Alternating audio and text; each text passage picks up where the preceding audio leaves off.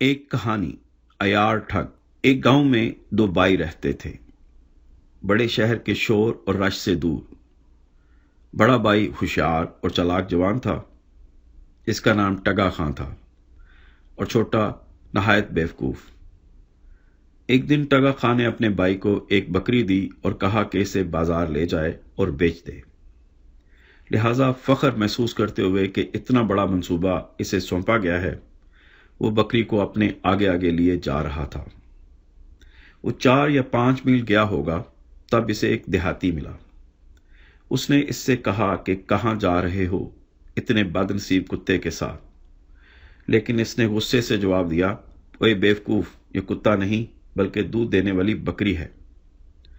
تھوڑی دور جا کر وہ ایک اور کسان سے ملا اور وہی سوال اس سے پوچھا گیا جو کہ پہلے والے نے پوچھا تھا، اور اسی طرح جواب دیا جس طرح پہلے کو جواب دیا تھا۔ لیکن اس بار قدر سنجیدگی سے دوبارہ تھوڑے ہی فاصلے پر وہ ایک اور علاقے کے باسی سے ملا جس نے وہی سوال پوچھا، اور اس بار اس نے تھوڑا سا مشکوک ہو کر جواب دیا، جناب یہ بکری ہے، اگر میں غلط نہیں ہوں تو یہ کتا نہیں ہے، اور آگے چلا گیا۔ اور ہر آدھے میل پر اسے اس طرح روکا گیا، یہاں تک کہ وہ بیچارہ اس بات پر آمادہ ہو گیا کہ یہ ایک کتا ہے، اور اسے وہیں چھوڑ دیا۔ پھر وہ گھر لوٹا اور اپنے بھائی پر غصہ ہوا کہ اس طرح کا دھوکہ دوبارہ اس سے نہ کرے۔ اب یہ لوگ جنہوں نے اس بیوقوف کو چھیڑا تھا 6 بھائی تھے، اور وہ ایک دغا بازوں کا مکمل گروہ تھا۔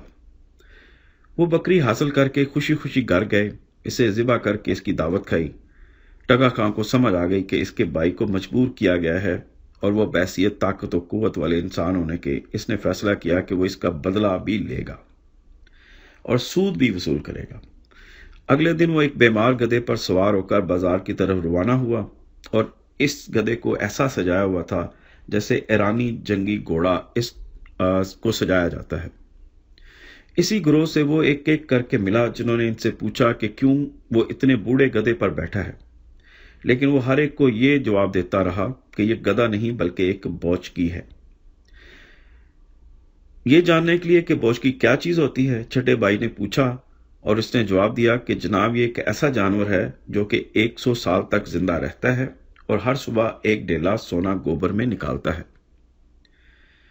اب ٹگا خاں نے ایسا منصوبہ بنایا تھا جس سے وہ رات تک قصبہ نہیں پہنچ سکے گا، اور جب آخری سوال کنندہ نے اس سے کہا کہ وہ رات ان کے گھر میں گزار لے، اور اس نے ایسا ہی کیا۔ صبح سویرے وہ آگے اپنے گدھے پر زین باندھنے کے لیے آیا، اور جب اس کو محسوس ہوا کہ ابھی گوبر دے گا، اس گوبر کو اٹھایا جیسے یہ روزانہ کا حال ہو، اور سونے کا ڈیلا وہاں رکھا۔ وہ بھائی چپکے سے اسے دیکھ رہے تھے جیسے ٹگا خاں نے توقع کی تھی۔ اس کے بازار سے گھر واپسی کے کچھ دن بعد دغا بازوں کا وہ گروہ اس کے گھر آیا اور اس سے کہا کہ وہ حیران کن بوچکی اسے 500 روپے میں بیچ دے۔ ٹگا خاں نے بغیر کسی ناراضگی کے تھوڑی بہت اتار چڑھاؤ کے بعد پیشکش قبول کر لی۔ جب دھوکے باز چلے گئے، اس نے اپنی بیوی سے کہا کہ کچھ دنوں بعد جب ان کو پتہ چلے گا کہ یہ گدھا ایک ڈیلا سونے کا نہیں دیتا تو یہ دوبارہ واپس آئیں گے۔ جب وہ آئے تو کہنا کہ میں کچھ فاصلے پر گیا ہوں، اور پھر اپنے 2 کالے خرگوشوں کو مجھے بلانے کے لیے چھوڑ دینا۔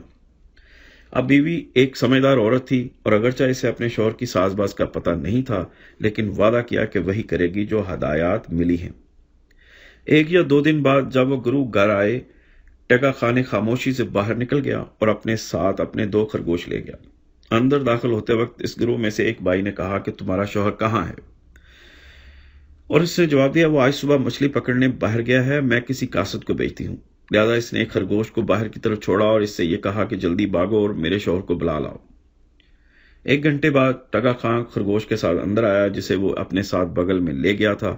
کیا خرگوش نے تمہیں بلایا ہے؟ گروہ میں سے ایک نے پوچھا۔ جی ہاں بالکل، ٹگا خاں نے جواب دیا، اور آپس میں خسر پھسر کرنے کے بعد سب سے بڑے بھائی نے 500 روپے اس خرگوش کے عوض دینے کی پیشکش کی، جس پر ٹگا خاں راضی ہو گیا۔ بس پیسے دینے کے بعد وہ انعام کے ساتھ گھر روانہ ہو گئے۔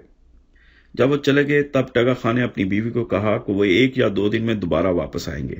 جب انہیں پتہ چلے گا کہ خرگوش واپس نہیں آتا اور جب وہ اسے چھوڑ دیں گے، میں بکری کے بچے کو مار دوں گا، اور میں انہیں اس بات کا یقین دلا دوں گا کہ میں نے تمہارا گلا کاٹا ہے، اور پھر تمہیں زندہ کر دوں گا۔ پھر اس نے اپنی چھڑی اٹھائی اور اسے اس پر دائروں میں سرخ اور سبز رنگ کر دیا۔ کچھ دنوں بعد جب گروہ گھر کی طرف پیش قدمی کر رہا تھا، ٹگا خان نے بکری کا ایک بچہ ذبح کر دیا اور اپنی بیوی کو ہدایات دیں کہ کیا کرنا ہے۔ داخل ہوتے ہی انہوں نے ٹگا خان کو گالیاں دینا شروع کی۔ اس نے انہیں دھوکہ دیا ہے۔ ٹگا خان نے اس شرط پر آمادگی ظاہر کی کہ وہ اسے اس کی بوچکی اور خرگوش واپس کر دیں گے، اور جیسے ہی تنازع گرم ہوا، اس نے اپنی بیوی کو آواز دی کہ اس کی چلم حکا دے دے۔ اس نے نہ آواز دی اور نہ چلم دیا، جس پر ٹگا خان اٹھا اور اس کی ماں، اس کی دادی اور اس کے سارے زنانہ رشتہ داروں کو گالیاں دینا شروع کر دیں، اور ساتھ والے کمرے میں باغ کے اندر گیا۔ واق واق واق کی آوازیں پورے گھر میں گونجنے لگیں۔ چیخ چیخ چیخ کی آوازیں اس عورت کے منہ سے نکلنے لگیں۔ ایک لمحہ بعد ٹگا خان اس کمرے میں آیا جہاں وہ گروہ بیٹھا تھا۔ اس کے ہاتھ میں خون سے رنگا ہوا چاقو تھا اور وہ اپنی بیوی کو گھسیٹتے ہوئے لا رہا تھا، جس کا چہرہ اور گردن خون سے رنگا ہوا تھا۔ وہ زمین پر کراہتی ہوئی گر گئی۔ اس کے ظالم شوہر نے نفرت سے کہا کہ منحوس، میں نے پچھلے جمعے کو تمہارا گلا کاٹا تھا اور میں نے اب پھر ایسا کیا۔ اس پر اتنی جلدی میں تمہیں زندگی میں واپس نہیں لاؤں گا۔ وہ 6 بھائی خوف سے پتھر بن چکے تھے اور ایک لفظ بھی نہ نکالا۔ وہ اس طرح کچھ منٹوں تک رہے، کونے میں بزدل اور ڈرے ہوئے بیٹھے تھے۔ بیوی ایک لاش کی زمین پر پڑی ہوئی تھی اور اس کا شوہر ایک جنونی قاتل کی طرح اس پر کھڑا تھا، قسمیں کھاتا، بوں بوں کرتا، جبکہ وہ چھری اپنی داڑھی سے صاف کر رہا تھا۔ جلدی اس کے آنسو ٹپکنے لگے، تب وہ زیر لب کہنے لگا، میری بیچاری پیاری جان، میری بیوی، تم میری ایک اچھی بیوی ہو۔ اس نے ایک کونے سے ایک چھڑی اٹھائی جس کو اس نے اس موقع کے لیے سبز اور سرخ رنگ دیا تھا، اور اپنے ہاتھ سے باندھ کر اپنے ساتھ کہنے لگا، بسم اللہ، اور اپنی بیوی کو گلے پر آگے پیچھے پھیرا، جس پر اس کی بیوی ہلنے لگی اور اٹھ گئی۔ بھائیوں نے آپس میں خسر پسر کی کہ یقینی طور پر اب اس میں کوئی دھوکہ یا چال نہیں تھی، اور ان میں سے ایک بولا، جو ہو گیا اسے جانے دو، ہم آپ کو اس چھڑی کے عوض 500 روپے دیتے ہیں۔ ٹگا خان راضی ہو گیا اور وہ 6 بھائی نہایت خوشی خوشی سے روانہ ہوئے۔ جب وہ گھر پہنچے، انہوں نے دیکھا کہ ان کی ماں نے ابھی تک کھانا نہیں بنایا تھا، اور ان میں سے ایک نے جوش میں آ کر اس کا گلا کاٹ دیا۔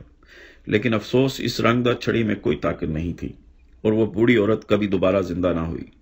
جو کچھ ہوا تھا، اس خوف کے مارے اور یہ بھی جانتے ہوئے کہ بادشاہ اس کہانی پر کبھی یقین نہیں کرے گا، وہ الگ الگ اطراف میں فرار ہو گئے اور دوبارہ کبھی واپس نہیں آئے، اور ٹگا خان اپنے 1500 روپے کی کمائی کا مالک بن گیا۔